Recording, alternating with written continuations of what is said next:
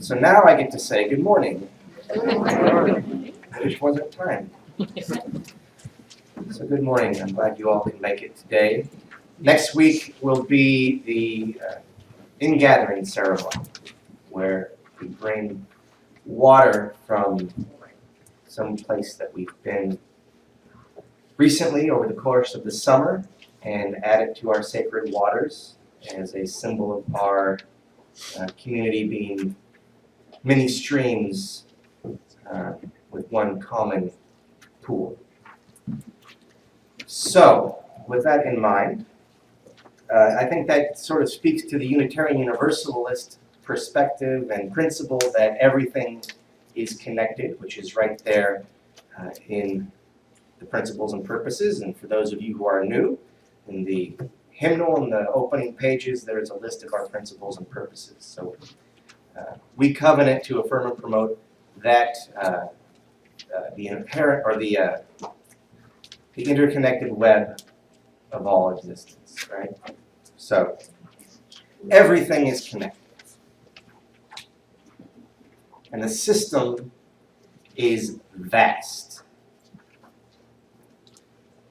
And it just so happens that this interconnectivity is on display brilliantly, obviously, sometimes ominously on display in water, which will be central to our ceremony next week. So it would do us well to learn a little bit about water. The chemistry, ecology, and origin story of water demonstrate that everything is indeed connected, and that the system is vast, and that we are most certainly a part of it. But can it be said, if everything is connected, that we are only a part of it? So we will let water guide us in this meditation. So let us follow this stream of thought as it courses through behavior, biology, consequence, and time, as it flows back to our beginning, flows back to the beginning, to where we may find the eternal spring of our identity. It's from there that we may begin to see ourselves in connection, in interconnection. You see, we are ancient beyond comprehension because we are the incarnations of a process that began well before the earth was formed. We are one, maybe the only, but certainly one, of the perceptive apparati of the universe. We are energy embedded in matter and stretched across time, which is to say, the universe itself. And so it is said that we are the universe becoming conscious of itself, and all that we perceive is and can only be, therefore, ourselves, however unrecognizable or strange that may seem. We are not descendants of the Big Bang. We are embodiments of that event. The embodiments, the occurrences, the life. So everything is connected and the system is vast. From nothingness comes light. Elements are formed. Matter attracts matter and makes other matter. Molecules form, and this is our story. It should be familiar. There's light, energy, then matter, as gas, then dust, then rock, then planets. There is particularity in events. For as one planet was stabilizing, it was struck by a large object, a comet. which blew off a sizable chunk of rock. And that blown off chunk of rock became a satellite to its former home, a moon. Now, the violence of that impact vaporized enough previously frozen material that an atmosphere formed around the larger body. And that atmosphere, combined with just the right distance from our sun, prevented certain gases from leaking into space. It formed a boundary. It made a difference. The atmosphere pressurized the planet. The chemicals and molecules now prevented from escaping were forced to deal with one another. Kind of sounds like church. And likewise, these interactions were creative. They formed water. And the moon and water have been connected ever since. And it's funny, I knew that the gravitational pull on the moon, or from the moon on the Earth, affects planetary and biological and emotional tides. But I did not know that their origin stories, water and the moon, were one and the same. There's something glorious and even a little tragic about it, because there is something of sacrifice here. There is something of sacrifice in the moon and in water, with only the latter alive to know about it. Of course, there's also something else. Water brought life to our planet. There is life in water. There is only life because of water. So not only did water engender life upon the earth, it gave life to the earth. So what I mean by that is that the macrosystems of the planet and the microsystems within the life upon the planet resemble each other to such an extent that we may at least imagine that our planet, the planet itself, is in some way alive, an organism. So everything is connected and the system is vast. The surface of our planet is 70% water. We are 70% water. Our planet is a living body. Its water carries nutrients and provides food for all the derivative systems, for all the embodiments of life, the life force that is here. Rivers are arteries. They at last carry the planetary blood to the ocean, the pulsing heart/lung of our planet. And the ocean exhales vapor back into the system, and life goes on. Until it doesn't.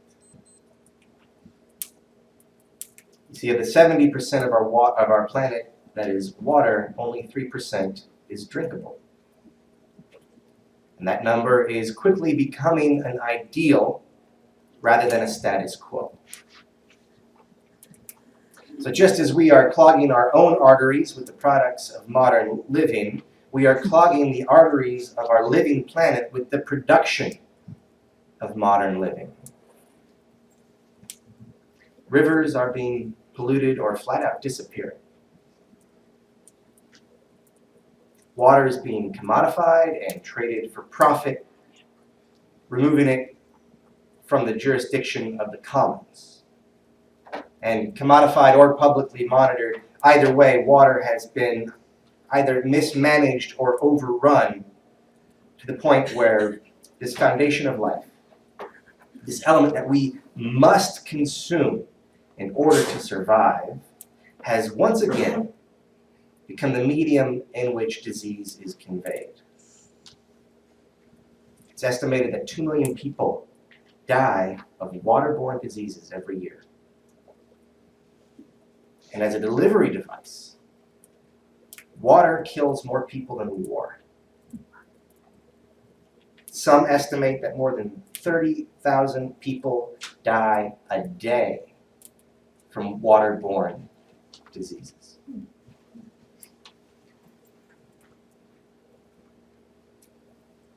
Usually someplace else.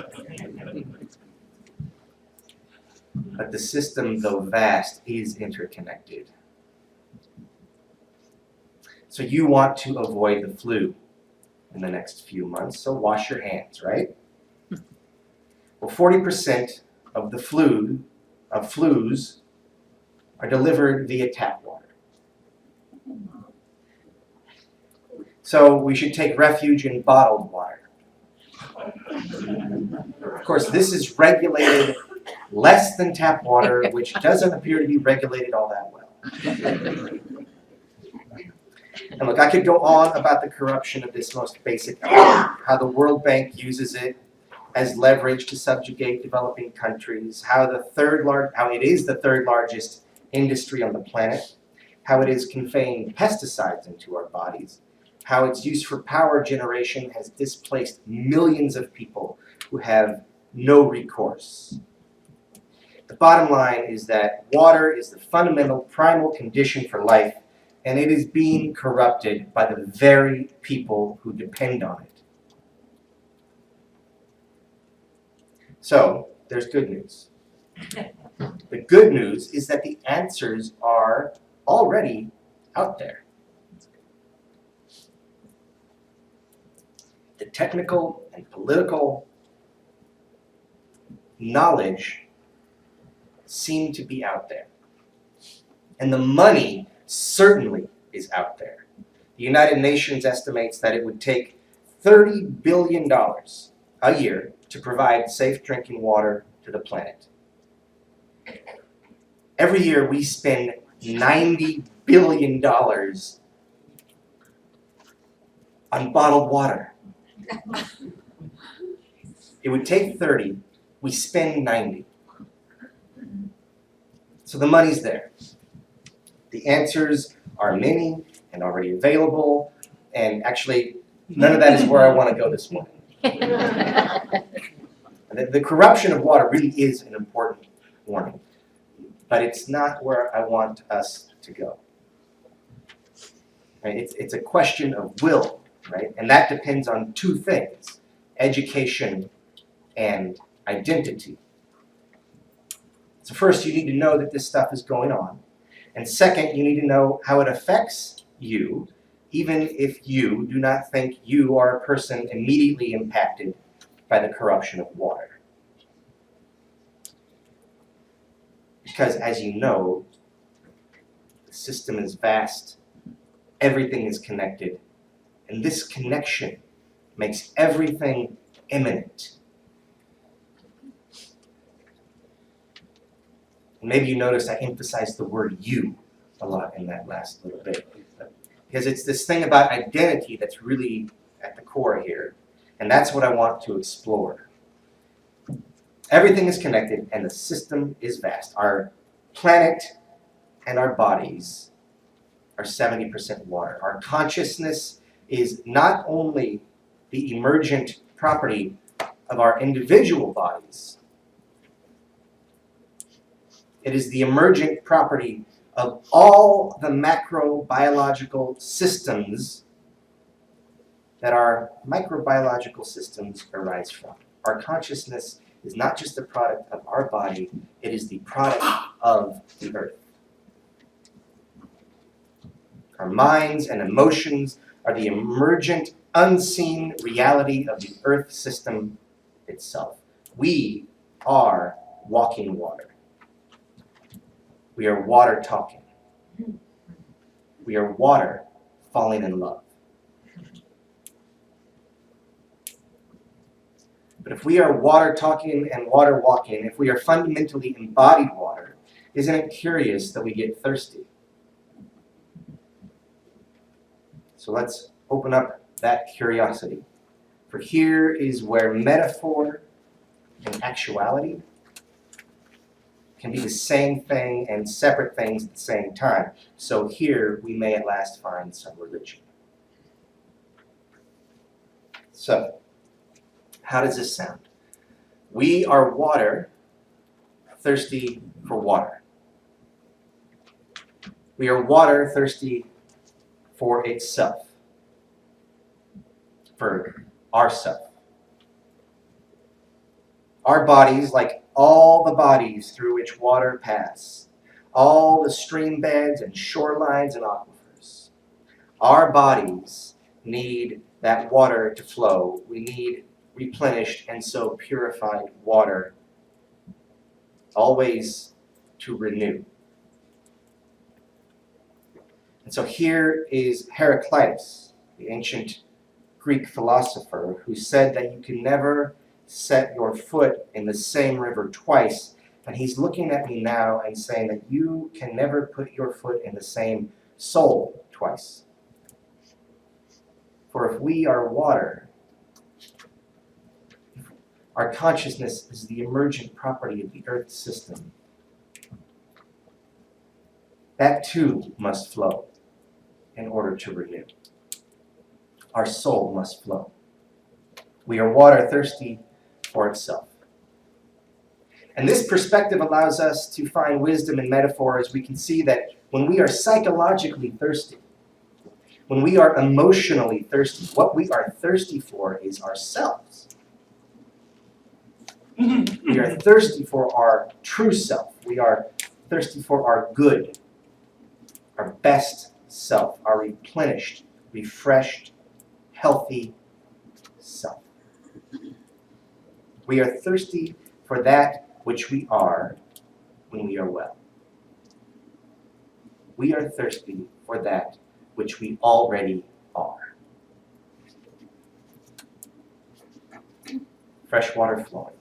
If we would only open up the dams of neurotic habit. We are thirsty for ourselves, for that which we already are, for that wellspring of inherent dignity that we have only to attend to and believe in order to invite.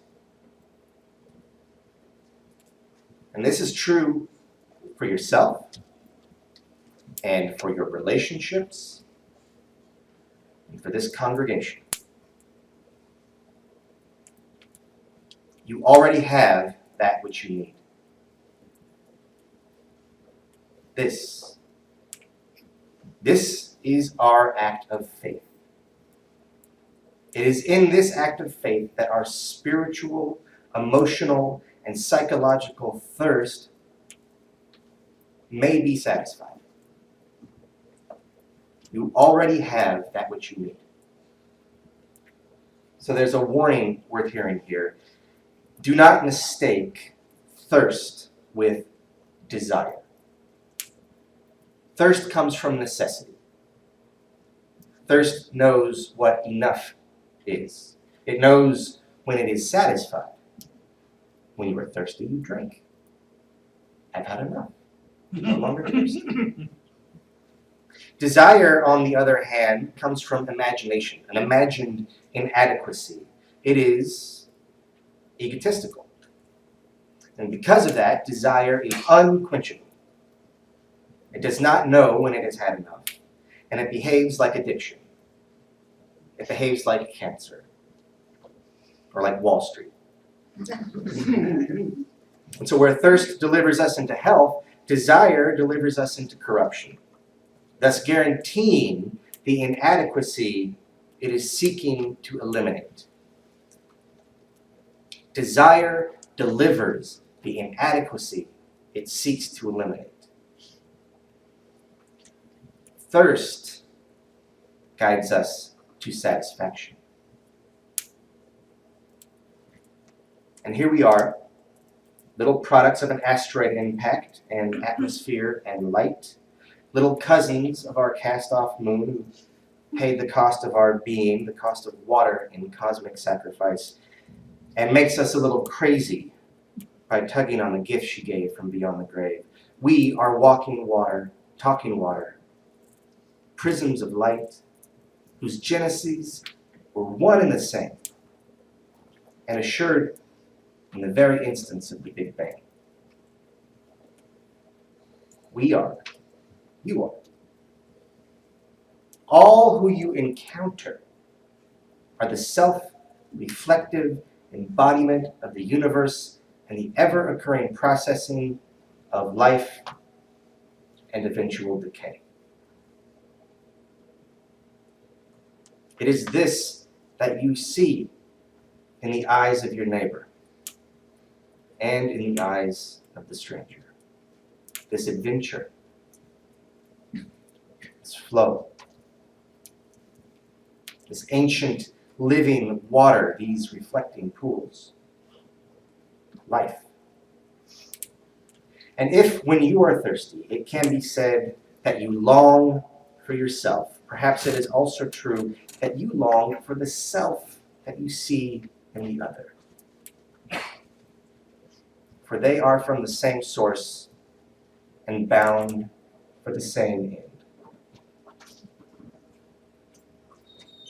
And if you are satisfied of thirst, if you are renewed and flowing free, or even more, if you are not satisfied, if you are stuck, if you are damned, then let the current pass through you. Keep that water fresh. Let the current, that life, that energy pass from you into the soul of your thirsty neighbor and the thirsty stranger. Everything is connected. And the system is vast. And you are a part of it. But not just a part of it. You are the water of the world. You are the waters of the world. Your fates are bound together because you are the same being. So what will the water of life do with the water of life? You're vast and connected to everything. Where are you thirsty?